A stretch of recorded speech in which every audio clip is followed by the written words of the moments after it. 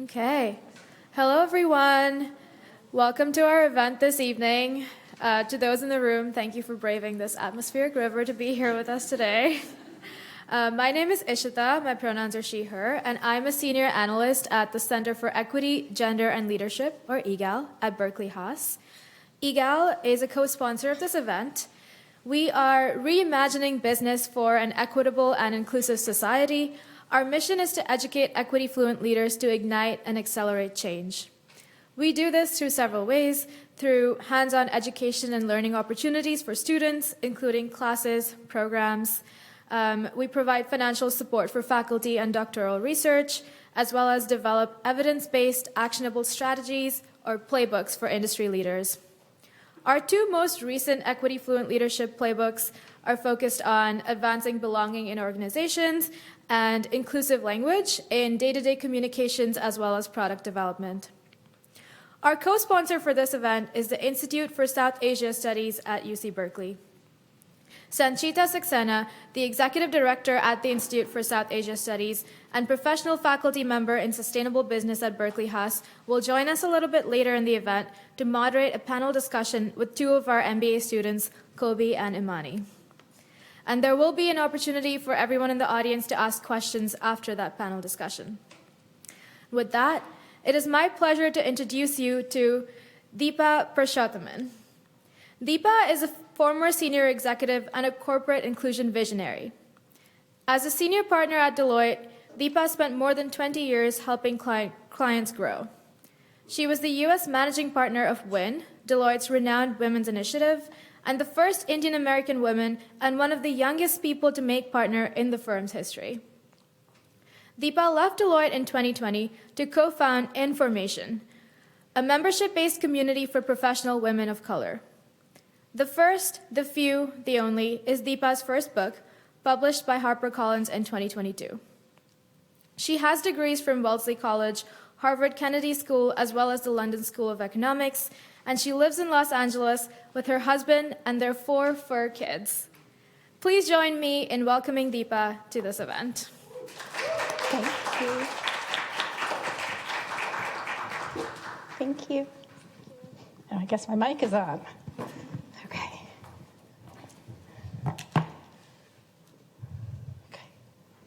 Hi, everybody. I'm excited to be here. As was already mentioned, I appreciate you braving the weather. It looks pretty ominous out there. I flew up from LA, and it was like this morning, but it passed, and I guess it came up here, so thank you. I'm just going to tell a few stories. That's what I wanted to do, and then we're going to have a panel, and we can definitely answer questions, but I wanted to keep it more simple because there's a lot of stories in the book. I wanted to just kind of give a little bit of background of why I did this and how I did this and even just what the book is about. So I interviewed over 500 women in writing the book. It was really important to me that their stories were in the book. I think sometimes when we read business books, we don't see ourselves in any sort of way. And as I was embarking on writing a book on women of color, I was concerned in some ways of making sure that there was a variety of stories being told, people from all walks of life, women with all kinds of different experiences, all industries. Saying women of color is a very challenging term to use, right? It doesn't always speak to how people see themselves. It really is a large term. We can talk a little bit about that. I had a lot of challenge in even coming to terms with using the term. I decided to write the book. You're shaking your head. I decided to write the book at a time when that term was not even really fully accepted. And so there's a lot of conversation I had about what should I even call it. So I really wanted to show a breadth of women's stories. And so I tried really hard to have a number of stories in the book. And if you actually go through, there's over 300 women in some former capacity whose stories I've actually told or referenced. In some cases, I did composite stories, but I really tried to tell their stories. And I'll tell a little bit about how I did that and what that looks like. But in an attempt to make sure that we were seen and heard, that was really what I was trying to accomplish in writing the book.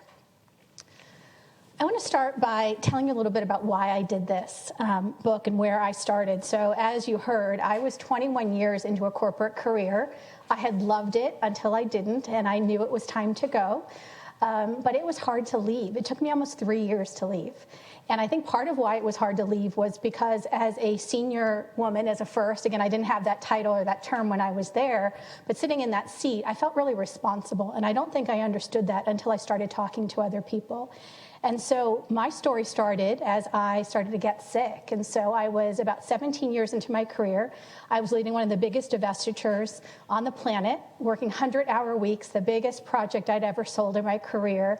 And I was really falling apart in a lot of ways. It started as small things like skin rashes and adrenal fatigue, and then over the course of 6 to 9 months, it turned into bigger and bigger things. At the height of what I was facing, I literally couldn't feel my arms from my elbows down and my knees down. Like I had full neuropathy, and I spent 8 months in bed. But the story I tell is one of my doctor. So she was my 14th doctor, and I tell this story in the book, Dr. Heather. And she was a doctor I saw when I traveled. So I remember her looking at me side-eyed because I literally took my suitcase to every single appointment with her. She was a doctor in San Diego. So you can imagine, right? Like you're sitting in this doctor's office with your suitcase and she's looking at it.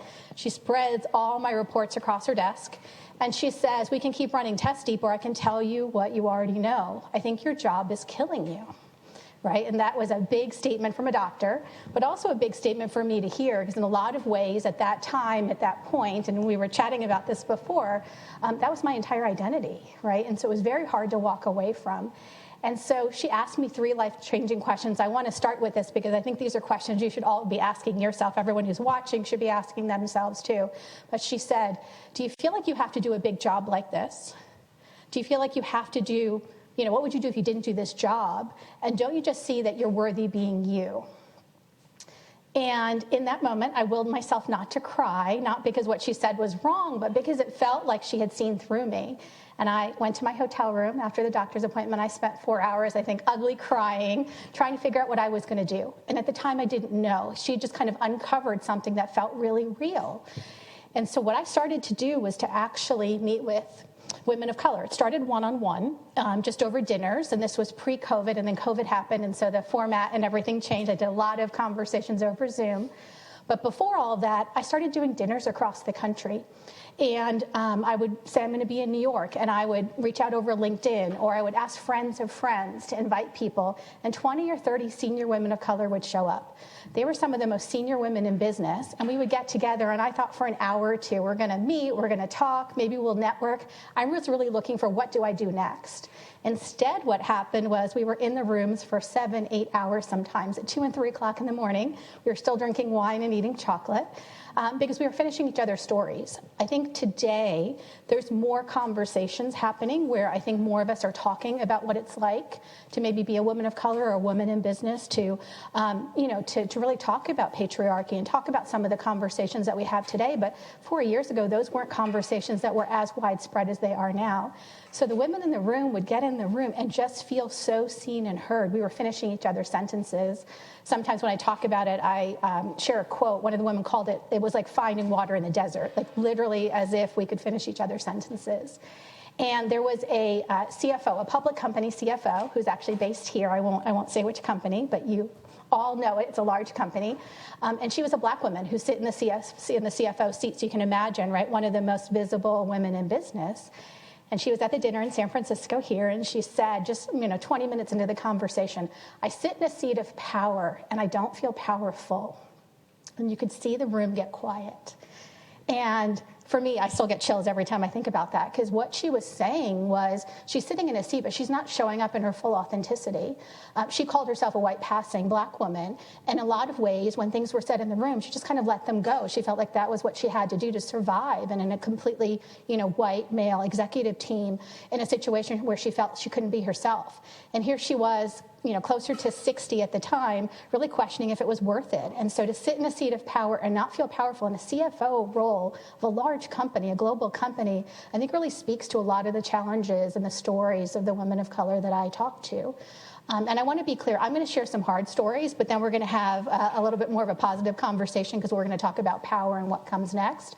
But I thought it was really important for you to see some of the data and to really understand why I feel like there is a shared experience that we're talking about. So we did these dinners, met 300 senior women of color, and realized there's a story here to tell. There's something that is very unique in the patterns. I would almost call an epidemic of what I saw in the women of color that I interviewed and I met, and there were such ways to finish the stories and such similar experiences. It didn't matter what the industry was. It didn't matter what the sector was. It was very shared. It was also similar, by the way, based on tenure. So I interviewed a lot of first few onlys, which tended to be more senior women, but even when I spoke with less tenured women, some of the things they were struggling with were the same. Even if they went in believing it would be different, they found it challenging to be what I call full voice when they were there. So lots of shared stories, lots of shared experiences. Through these dinners, I started to realize that I was sitting in my own seat because I felt responsible, right? I felt responsible for the women of color coming up around me, after me. I felt like if I left, it would signal maybe my own failure, but might also signal failure for other women of color. So I started to really understand that, recognize that. I left the doctor's office and started writing what I call my work obituary, and it took me a few more months to actually leave. I wrote it and rewrote it many, many times. But it was a way of kind of saying goodbye to that life and figuring out what do I want to do next. And what I decided I wanted to study was what is happening with women of color at work, especially in corporate spaces. Because everyone talks about success, everyone talks about rising, everyone talks about getting to the seat. But if we're not in full voice when we're there, are we really changing anything?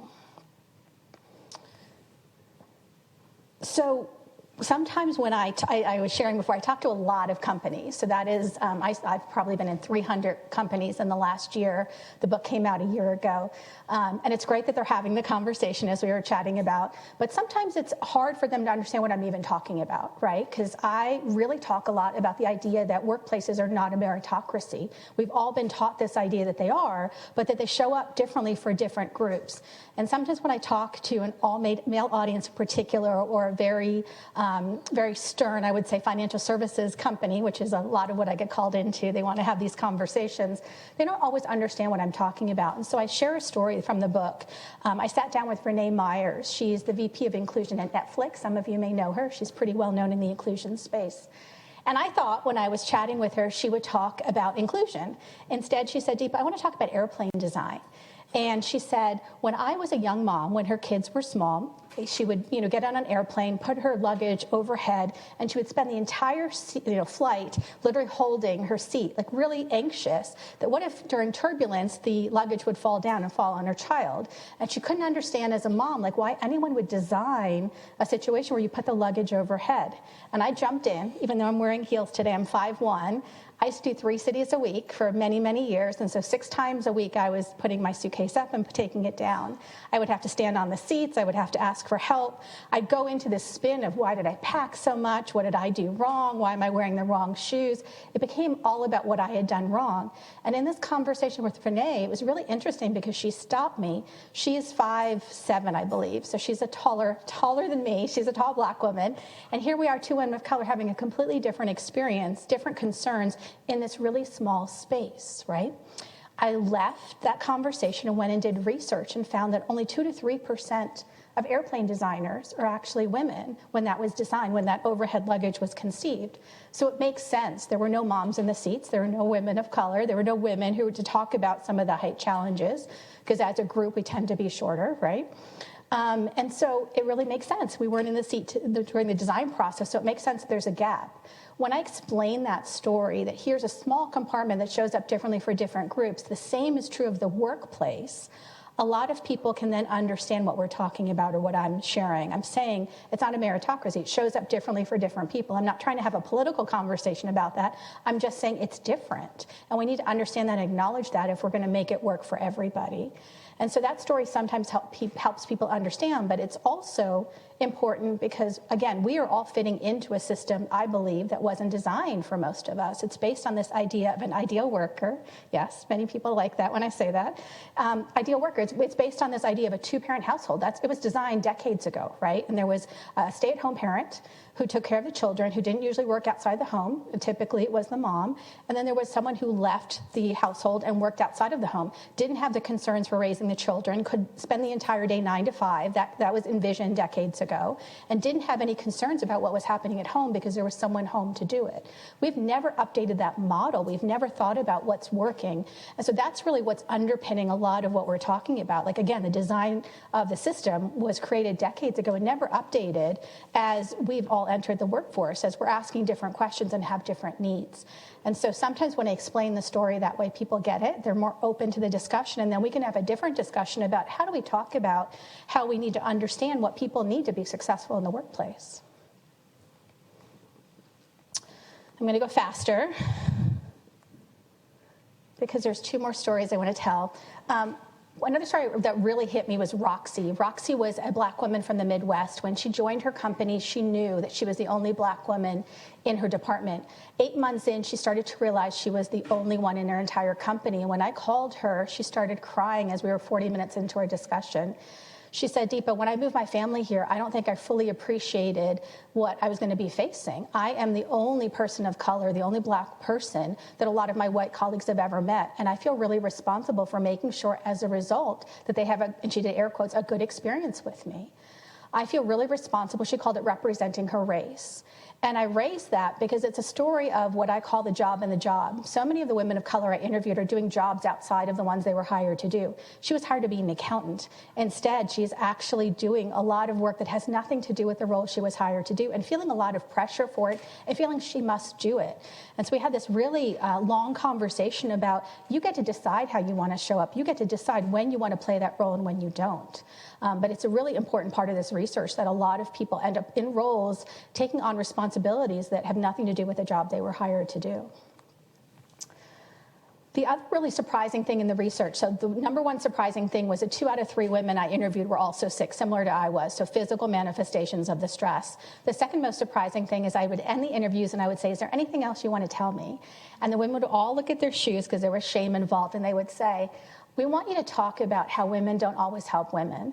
And we're going to talk a little bit about this as we get into the panel, but I think a lot of that comes from this idea of scarcity. I think most of us have been taught that there is one seat at a company or, in a C-suite or on a board for a woman. And as a result, unconsciously and consciously, we are fighting for that one seat. I want us to start thinking about that differently. There are many seats at the table, and no one decided, no one has dictated that there's one seat. But if we buy into that mentality, that scarcity principle, we are really not going to be helping each other. And so much of this work and so much of our success is based on not only on finding our individual power, but it's also about finding the power of the collective and doing this differently so we can create change. So the power of me and the power of we. And then finally, I just want to end with, as we segue into the panel, this idea that anything can be changed.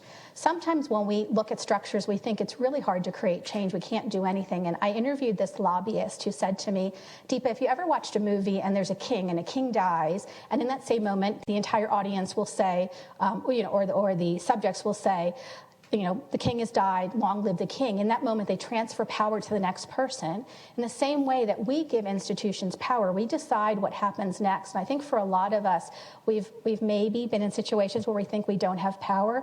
And so much of the book and so many of the stories of the women I interviewed are really about the fact that we have power, much more so than we realize, but it's up to us to work together to change it. So I'm going to end there and just kind of say that there are a lot of stories to be told, and this work can be sometimes negative or it can feel like it's heavy, but I left really feeling like anything was possible, that change is possible, and that we're in a moment where women and women of color want to tell their stories and they want to talk about how to make change. And there's a real sisterhood that I see emerging in the women that I work with. And so I'm excited, and I'm excited for what you all will continue to push on as you enter what comes next for you.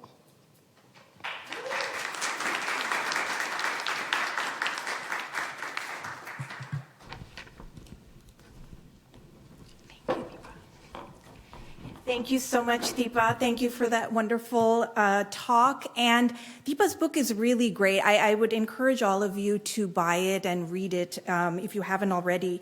The book is really a personal reflection infused with wisdom throughout from women across a variety of sectors and backgrounds.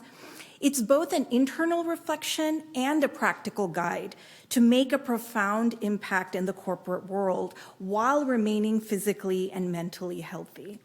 Deepa's words are really powerful, and it's really designed to drive us all to action. So it's a privilege to be able to moderate today's panel, and I would like to introduce our 2 panelists. And I don't know if you want to have them come up. We have 2 wonderful panelists today.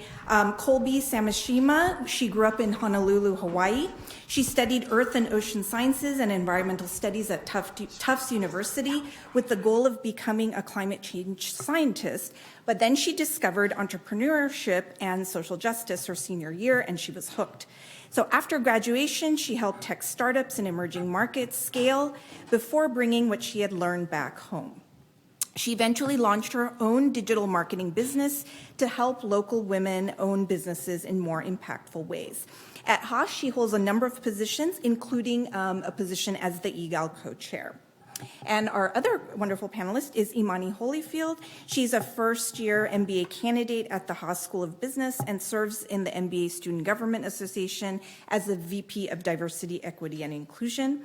At Haas, Emani is also a lead for the Race Inclusion Initiative and is the VP of Admissions for the Black Business School Association.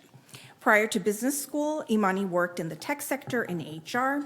She brings to Haas a number of expertise in people strategy and innovation, talent development, organizational effectiveness, with an emphasis on closing gaps across student and employee retention and progression. So I will join the panel. Should I just bring the chair?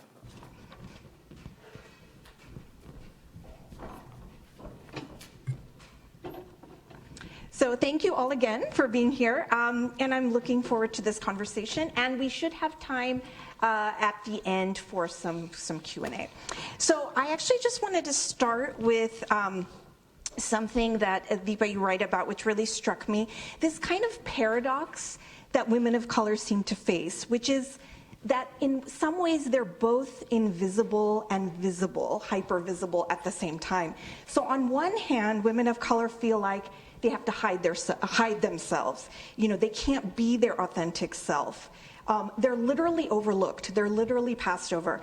At the same time, and this is kind of the paradox, they're almost, as you mentioned in your talk, they're almost having to take on extra roles, extra work, represent their entire group, do so much more than their job, which is already so much. So this is the paradox that I wanted to explore a little bit. So, you know, to the panelists, and maybe Emani will start with you, can you give us some examples in your experience about how you've seen women of color in the workplace feel invisible and visible at the same time? Yeah, absolutely. And thank you for having this conversation. I am one of those folks who don't represent myself as just a woman of color, but as a Black woman. I also am representing more junior talent. I had worked at only one location before, a number of internships, but kind of grew up in that company. And so I think the conversation is really important to talk about different generations and how this shows up with different levels of authority. So in terms of visibility, I think my experiences with hyper-visibility look like going into a particular, in any room I was in, I was generally the only Black woman on my team, very few of us in the department. And within my 7 years at the company, I had about 7 managers, and only one of them was Black. So that's kind of one of the ways in which I always, stepping into a room, knew that I couldn't hide those identities. Another thing that comes up is kind of exotification. So my appearance was regularly scrutinized at every meeting. I think my hair was the conversation topic first before my work. I had teammates in the year of 2020 that would come up and touch my hair that were not close. But even if we were close, you know, it's not appropriate. And so those are kind of some of the experiences of hyper visibility. And in terms of invisibility, at the same coin, with being such few Black women in most industries, getting mistaken for another Black woman, even if it's not by name, but it's by a particular anecdote or an event that you may have gone to that you didn't go to because it wasn't you, those things kind of show up and let you know maybe where you are in the interpersonal relationships with the folks that you work with every day, and can have impacts that are really harmful. Bigger for me was the erasure of my work. I often saw time and time again where my work that was done as an individual contributor was relayed as a team contribution, or I was being spoken on behalf of. And I think it's interesting to look at the intersection of your seniority. And this would happen even when I was the most tenured person on a team. And so those are some of those paralleled experiences. Thank you, Emani. How about you, Colby? Yeah. Thanks for having us, and thanks for sharing all of that, Emani. I echo a lot of some of these examples. Growing up in Honolulu, Hawaii was a very different experience for me because there I'm a bit in the majority in terms of my appearance. So I'm half Chinese, half Japanese, and that's very common there. And then I went to Tufts University in Boston on the East Coast and was one of very few people of color. And so I think that's the very first place that I ever felt extremely othered and began to feel invisible and visible at the same time. Exoticization being a big one. I mean, especially being from Hawaii, that is obviously the first reaction for everybody. You know, oh, I was there for a wedding once. Oh, do you surf? Oh, are you Native Hawaiian, or assuming that I'm Native Hawaiian when I am not. And so definitely an erasure of just like the people that actually live there and the culture, especially of Native Hawaiians. And in terms of the workplace, I think some additive examples would be, just with external clients being assumed that I'm not the manager, even though I am the most senior person in the room. The workplace that comes to mind most is ironic because it's a global organization, so a lot of our clients and people we worked with were from other countries, including Africa and Asia, yet our global team, I was the only woman of color in the New York office. So that is very problematic in retrospect. I think I probably would have seen that from the outside in, but you know, you live and you learn. And then I think internally, an example was often when I would speak up about perhaps sexist or racist comments, it would fall on me to like fix it. So, you know, obviously there's the gaslighting, like, are you sure he meant that? Or there's the fact that then I was suggested to address it with him directly, and not once did they go to him to, you know, think about, oh, perhaps did you know, or did you think about what you said? No structures in place. And then ultimately later was given the feedback that I was being perceived as very whiny, which I would wonder if any of the white men at my organization were ever given that feedback. So those are two examples. Yeah, thank you, Colby. Deepa, do you want to share your thoughts? Yeah, I mean, I think that it's one of the biggest challenges, right? In a lot of ways, if you can physically, and it's different because not all women of color, right, are the same, and so it's different by different group. But for a lot of the women of color, they would say to me, the example over and over is if there was photography happening, and I'm just looking at the photographer, and it was a big like symposium or a big conference, all the women of color would say, I know that I'm going to get my picture taken because I'm one of and only, right? And so that's an example, the most visible example of of being hyper visible, which I found just how many times that story came up was really interesting. I think it's also a question of one of the biggest challenges for a lot of women of color is conformity, right? There's a lot of pressure to behave a certain way, that certain leadership styles are desirable in the workplace. And so there's a lot of muting of your voice and yourself and your style to rise because what we see in front of us is a certain sort of leadership style. And we don't have enough examples of people doing it differently. And so I think that's also where the visible, invisible also shows up. But it was quite a frequent sort of story and a conundrum because it's almost crazy making when you find yourself being hyper visible or being asked to do certain things when it serves the company, and at the same time it doesn't work in year-end reviews, or it doesn't work for assignments, or it doesn't work for mentorship, right? All the data suggests that women and women of color, especially Black women, are the least likely to be sponsored and mentored, and so it's almost like this really vicious cycle where it works for the company when it is in their favor, and yet in the situations where we really need it to work, it's not working. Thank you. So I want to quote from the book, and the book is filled with quotable quotes. I actually had to, cut down the number of quotes I wanted to bring up today. But this quote it's actually quoting Professor Kimberly Crenshaw. And, quote, "It's not about convincing those who are currently in power. It's about changing the very face of power itself." And I think that's a very powerful statement. So I wanted to start maybe with Deepa, with your kind of thoughts on, as you were interviewing women and as you were thinking through these issues, what are your models for new power, and what would it mean to you for women of color to have this new power? Yeah, so power is a big sort of theme or conversation throughout the book. When I would sit down with women initially and I'd ask them about power, again, they would do the same thing. They would look at their feet or they would fidget. There was a really uncomfortable relationship with power. They would say things like, "I see power as negative," or "it's exploitative. It's not something that I aspire to." And I don't even necessarily want a seat of power if they didn't have one, because they actually saw it as there was only one way to lead, and it was usually this negative sort of feeling.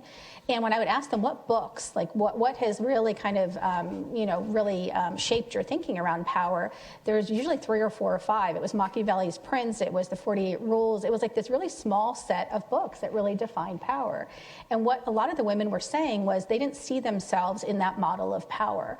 They wanted collective power. They wanted power for good. And so the new models, and these are not my models, these are models that I think coming out of COVID we're talking about more, is power for all, power for good, power for purpose, right? Power to be used in a very different way, and also inside power. I interviewed Stacey Brown Philpott, and she used to be the CEO of TaskRabbit, and I happened to interview her right before her family got this puppy. It was during COVID. And she was telling me the story, because literally like 5 days after the puppy showed up in her house, and she said, "I didn't want the puppy, but the puppy follows me. Of all 4 or 5 household members, it follows Stacey around." And Stacey said, "It's really interesting because I think it's because I'm stern with the puppy, but I'm also approachable." And what if that's what power is? What if that's what leadership is? It's about creating psychological safety and followership for your employees and the people that you're around. So it was a great story around a different way of seeing power. I think what we've been taught about power is wrong. And if most of us emulate that sort of power that we have been taught we have to have, especially in corporate spaces or especially in workplaces, I think you're going to see more and more women leaving. That's why I think you're seeing such senior women leave, because that model doesn't really reflect how we want to be, yet we don't have enough models of how to do that differently.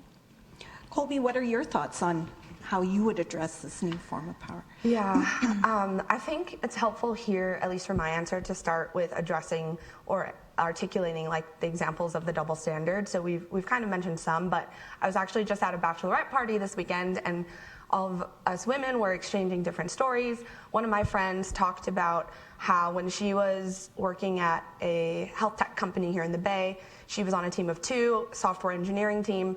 Her colleague was her manager just because he had been in the role for 2 more years before she joined. They're in a meeting with the marketing team, and the marketing team presents something and then asks the software engineering team, "What do you think?" And the man, we'll call him John, would always sort of jump in and repeat exactly what the marketing person had said, just in a new way, very confidently. And then they would ask Rachel, which is my friend's name, "What do you think?" And she'd be like, "Oh, I don't have anything to add. I think that's great, etc." Later, she was given the feedback that she needs to speak up more, and that and she pushed back and was like, "Well, I felt like sometimes you were just repeating what the marketing person said, and it didn't feel as that I would be adding much, if I repeated." And he was like, "Well, sometimes you just need to say something. So you just need to, sometimes it does require that you just repeat something." Contrast that with a story from my life. I was a part of a startup of 4 people back home in Hawaii. Thought it was my dream job. It was like these 2 founders, 1 white woman, 1 woman of color, and a marketing colleague, and then myself. So I was kind of like this portfolio manager was my title, but I was kind of jack of all trades, would run the programs, would work with the entrepreneurs we were serving the most and all the mentors, etc. So I'd be in a lot of calls with our 2 founders and a mentor or a board member. And every time the board member would ask, I would always contribute my thoughts, especially if I thought, our founders didn't cover something that we were working on. And I got the feedback from my founders that I needed to speak less. That I was, appearing unprofessional, as if I didn't know my place, and all these things, even though the mentors and I would have individual relationships, like we would have conversations all the time. So I share this just to show that we all know, I'm sure everybody in this room, since it's mostly women, or women identifying, have felt or experienced this type of double standard. And I think it can feel really debilitating, but I think if we realize and address and just like fully take control of the fact that this is happening, and so what are we going to do about it? It reminds me a lot about models that are helpful for any mental health, which is like you cannot always control the actions and thoughts of others, but you can your own. And so my big thing here that I'm thinking about a lot is like, how do we help take care of ourselves? How do we help everybody else take care of themselves? Because the system is not going to. And so I think wellness and mental health and physical health and your own self-care is like a really big thing that I think especially the older generations were not taught to think about. And so I think accessing joy is like very important for women of color. I think being able to have self-compassion with yourself, because we are literally doing like 10 times more of the work than anybody else, just in having to process all these experiences, right? And so just looking at my notes to make sure I didn't forget anything, but I think it goes back to, especially as well, the abundance over scarcity mindset. But I think it's a lot easier said than done, especially when you're already fighting such a big battle. So I think what we don't talk enough about is like, how do we equip ourselves to have that mindset? Because as I shared, just because you're a woman or a woman of color does not mean you have gotten the opportunity to do that internal work so that you're not perpetuating some of these same systems. You're just playing into it, even though this is your identity. Yeah. Thank you. Emani, your thoughts? Sure. I am very aligned with Colby. We were chatting about this before. So this question makes me think a lot about like the double standard of doing double work, like just your job and then the work you have to do to be respected in your job.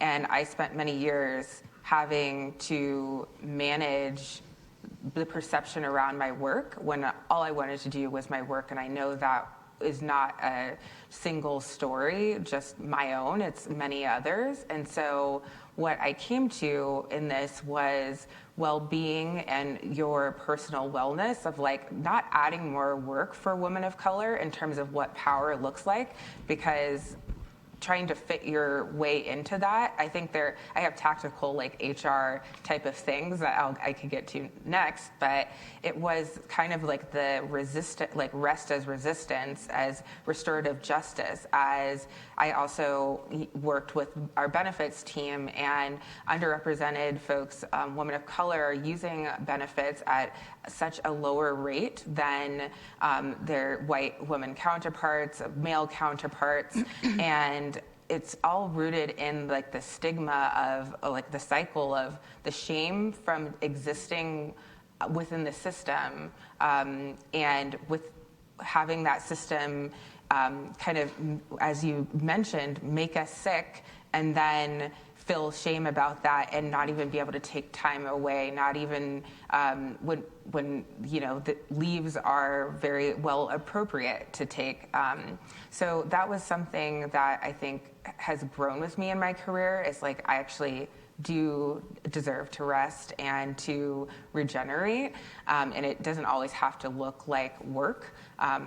So that's one thing. And then I did say I was going to tell you my other HR tip, and that was the documentation. I think that is another way that I reclaimed my power. I saw that when you are able to both document your accomplishments, when you are able to know what you have brought to the table, brought to a company, this gives you your power to also leave if you would like to.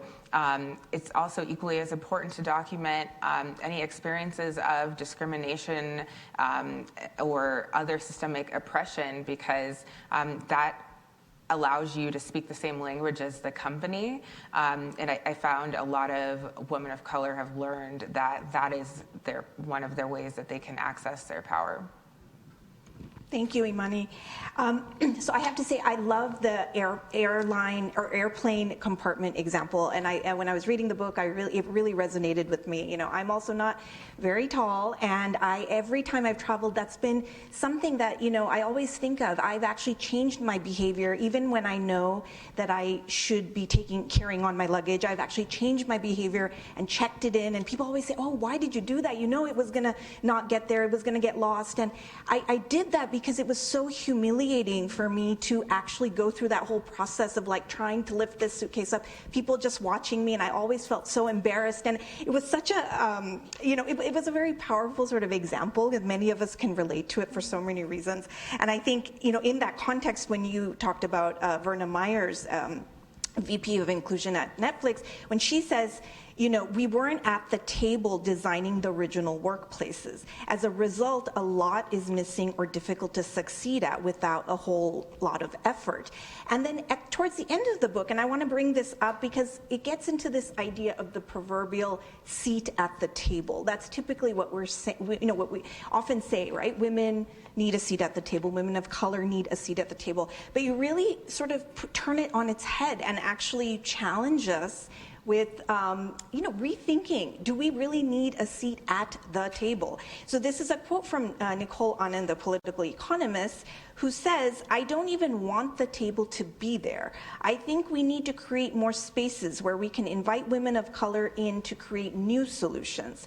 She wants us to stop aspiring to a seat at the table and reimagine it as a fire that we all stand around," I love that, "where everyone is warmed and everyone contributes by putting logs on it to keep it raging." So it's a great image, and again, it's sort of turning that whole sort of seat at the table on its head.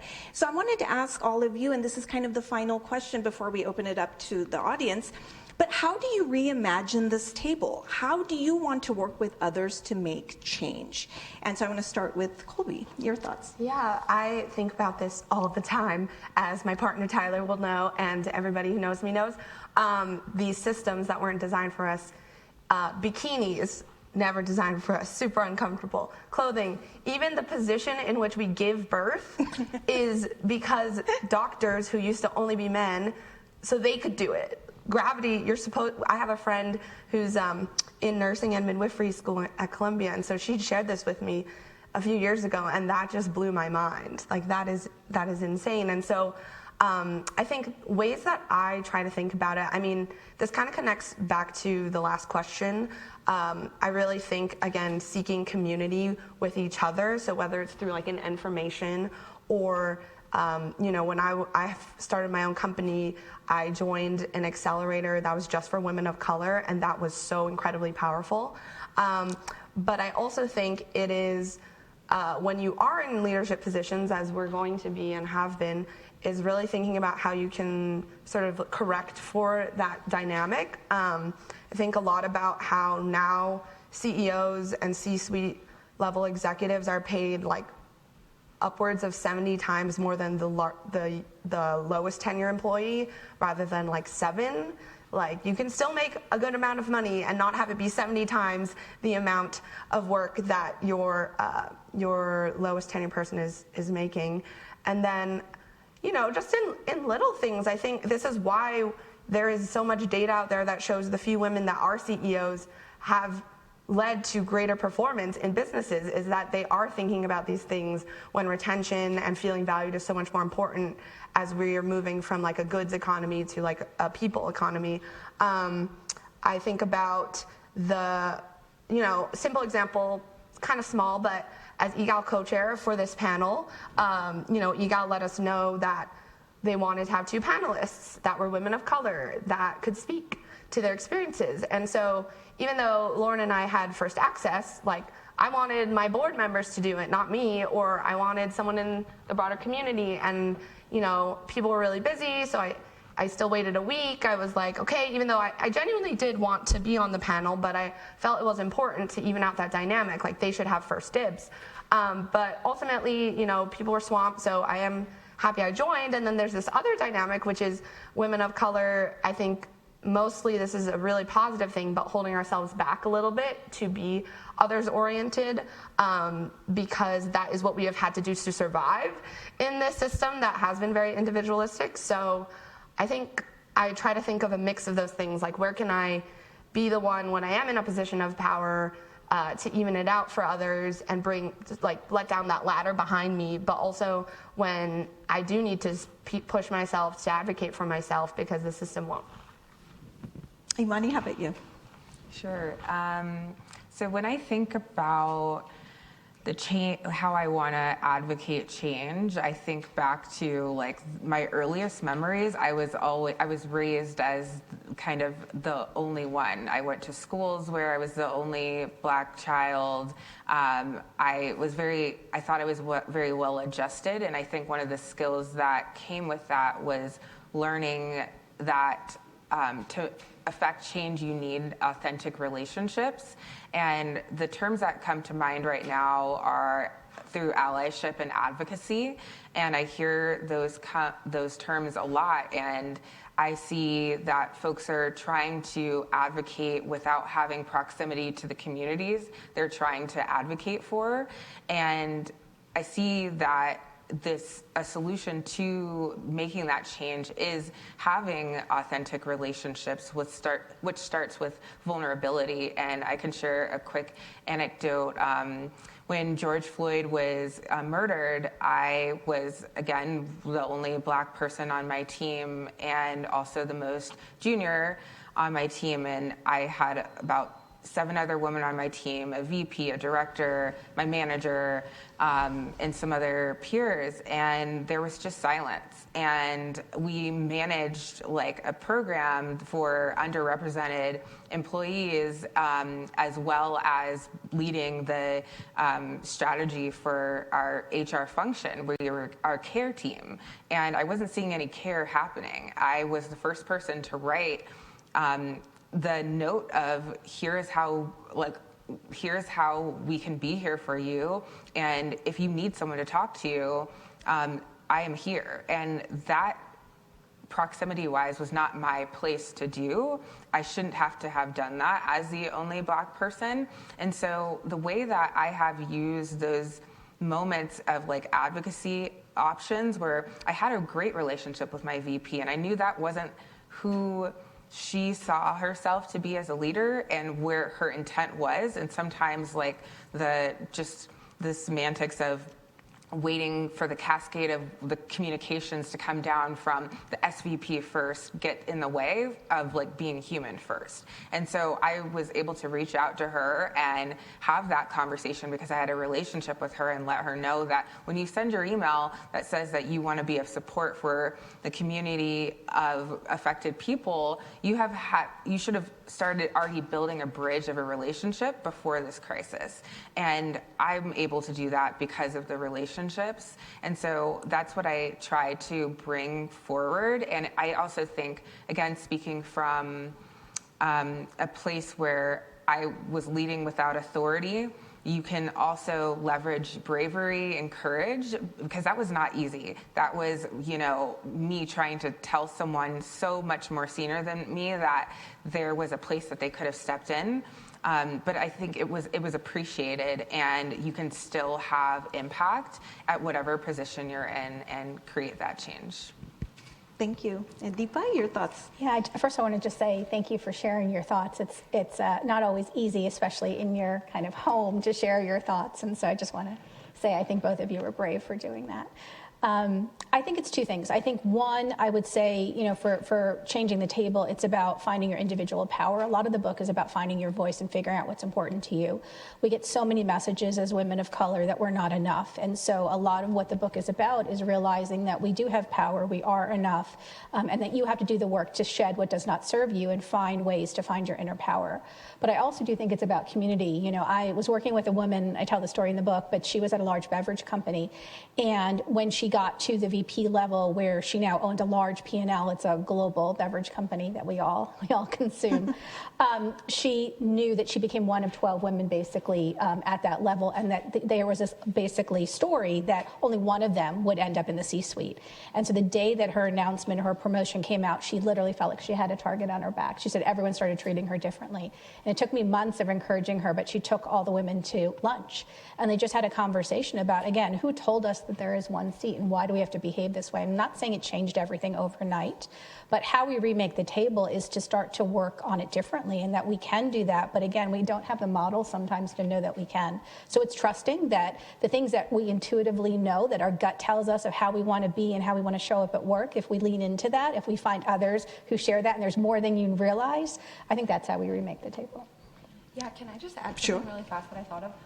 In macro, we learned about a study of nonlinearity in wages for women, female identifying, and it was that, you take the case of a couple from Harvard Law, man and woman, start their, X-figure job, work, they want to have a family, and the woman tries to work part-time, 50%, but makes less than 50% of the actual wage when she was full-time. So when you think about it, it's because from day one, we've never valued women's work of taking care of a child, even though we all were raised by amazing women. So it's like, why? It's just like being more creative, imagining a better fire instead of table. Like, why can't we just design the system so that actually there are, things in place, and like maybe even though you're not working all the time, we know you're still going to contribute a lot, or like setting systems in place so it's like easier for people to go in and out, or I don't know what it looks like, but I think it's possible. So thank you all for your comments and your reflections. And so I think we have a few minutes, so I want to open it up to questions from the audience. Yes, in the back. Is there a mic or, oh yeah, there's a mic. Yeah. Thank you for the talk and the panel. I think it was really insightful. I come from Mexico, so this was the first time ever that I was identified as a woman of color. So that's been really shocking by many things. And also it's been really insightful and interesting to be sharing and to be learning about all these different situations that women live, that I lived through, but I never acknowledged it as a problem before. So now that I look back and then I'm planning to go back to work, and I see how far behind we are back in Mexico to actually talk about this stuff. My question is, how do I get the conversation going? How should I start? Where should, how do I start? Yeah, Deepa, do you want to start? Sure. I mean, I think you just have to start. I think sometimes we think that we have to have the perfect language for conversations like this. And what I would tell you is that most of us did not grow up. So the research suggests that most of us don't grow up talking about things like race, especially about racism at work, for example. Just I'm picking on that topic. Almost every single one of the women I interviewed didn't know what to do when it showed up at work, and they hadn't been coached on what to do. And so it was just very uncomfortable, and they were all figuring it out as they go. So I think it's just starting and having a discussion. I think sometimes doing it outside of the office is helpful, and sharing why your experience is different and what you want people to understand is helpful. And then asking for what you want to change, right? Like, I would love it if you spoke up in a meeting when I'm being talked over. Like, that's the number one thing, by the way, that I hear over and over again. It's women being talked over and their ideas stolen. Even on Zoom, that's kind of the majority of the calls that I get in this day and age. And so it's just saying, it'd be really great in a meeting if next time I said an idea and then Bob says the same thing, you actually said, that's great, but Colby said the same thing 2 ideas ago. I want to hear more on what she said. There are ways to do it, but again, we just haven't been coached on what to do. So I think everyone gets uncomfortable and doesn't say anything. Yeah. Do you want to add anything? And then I think one more question, probably. I was just going to say, I mean, it feels really small, but I really think having your tribe of other women, even if they're far and few between, or in other companies, or we're at Haas, so we can at least start these conversations. And I know there's a pretty large Latin female identifying community, so it may feel like it's not enough, but I feel like just having a safe space to explore those conversations and things that might come up, you never know what could come of that. So I guess that's where I'd start. And I would add to just like empower yourself to start with the acknowledging. That's where I start of like, that just happened. And sometimes when I was in the process of acknowledging systemic things that were occurring, it would happen after the fact, that after a conversation. Yes. And as I became more tenured, I got more courage to reverse, like sometimes I would say yes to work that was outside of my scope. Sometimes I would say yes to the administrative task that I just did before, and I wanted the strategic thing because of the power differential. And I would just encourage you to feel empowered that you can change your mind, and that like has set me free. I often go back and say, actually, I've thought about that, or sometimes I will create space in between my response and say, let me get back to you. And that will allow me to recognize and take the time to understand what I was feeling. The other thing too, that just in terms of women helping other women, as soon as I started sharing with other, especially more senior women, I modeled my behavior after how they navigated, because I hadn't learned how to navigate. I just kind of was unsure where to go. And so it was really helpful to just see like, oh, this is how you frame that conversation. And no question is too silly, but it made it not as isolating to go through the experience when I shared with other people. So we're right at time, but I think we can take one more question. I thought I saw a hand here. Yes, go ahead. I want to thank everyone who's speaking for saying coming out. I really appreciate it. I think I want to direct my question towards a topic that Deepa brought up first. That was really salient to me about, being overworked affecting your chronic health considerably. I think that's something that was really powerful to me because it seems so connected to shame and the sort of perception of yourself as being weak. And sort of during the course of the panel, I realized too that an aspect to that shame for me is the sense that I have this collective power behind me. I'm part of this community. I can't fail because I have people relying on me, even just by name, to say, well, there's another woman of color, another woman who wasn't strong enough. She didn't have what it took. So I was wondering if there was any sort of thoughts or recommendations you had on taking care of your mental and physical health when you see those things manifesting, while also sort of squaring this feeling of shame that you're not doing enough for your community. Yeah, any of you wanted to take that one?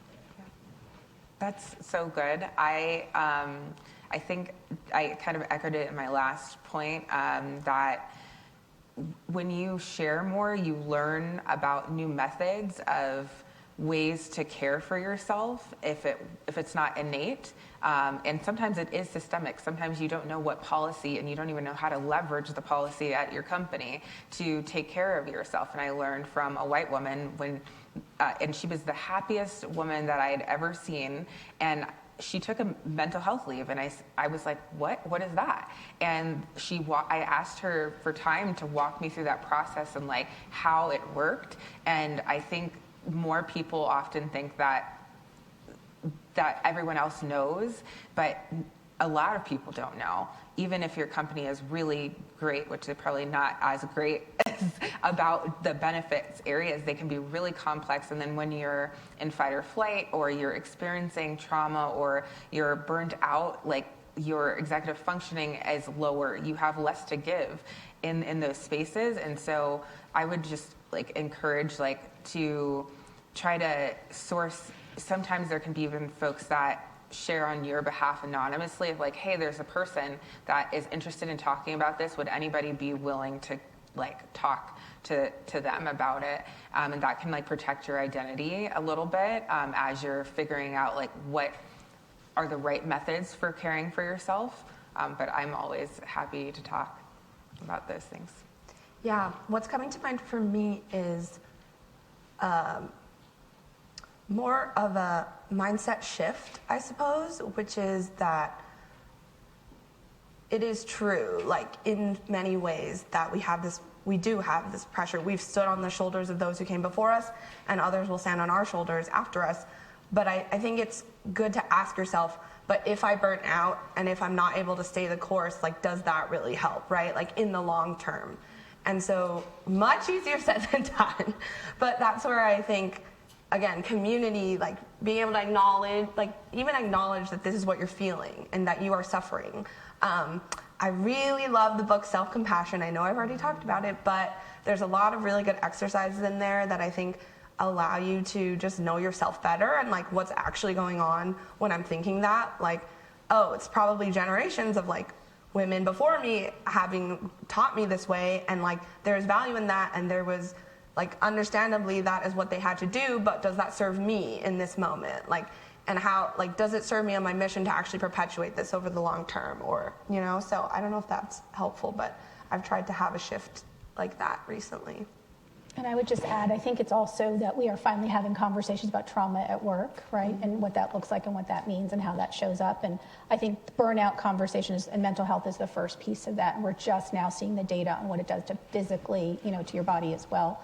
So I think it's understanding that, it's telling those stories, and then it's getting comfortable that if you don't take care of yourself, no one else will, right? Companies will take as much as they can from you. That's kind of the model that we're in.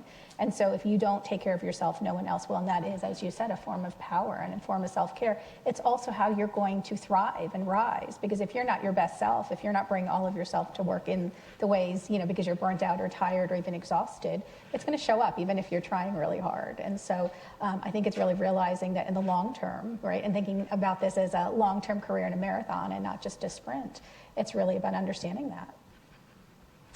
So we are at time, but I wanted to thank all of you. Thank you to the audience. Thank you, Deepa, for this wonderful book. And thank you, Emani and Colby, for your wonderful reflections. It was great to have you all, and I know the weather has been bad, but we really appreciate you coming out.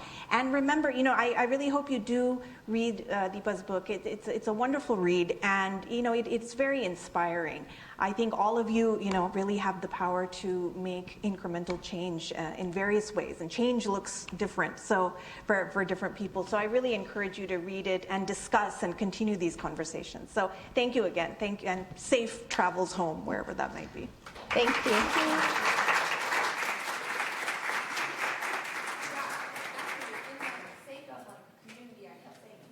I'm always open to chat about these things. So hit me up if you're looking for someone to talk about it. Likewise. Thank you. Thank you. Oh, yes. Yeah.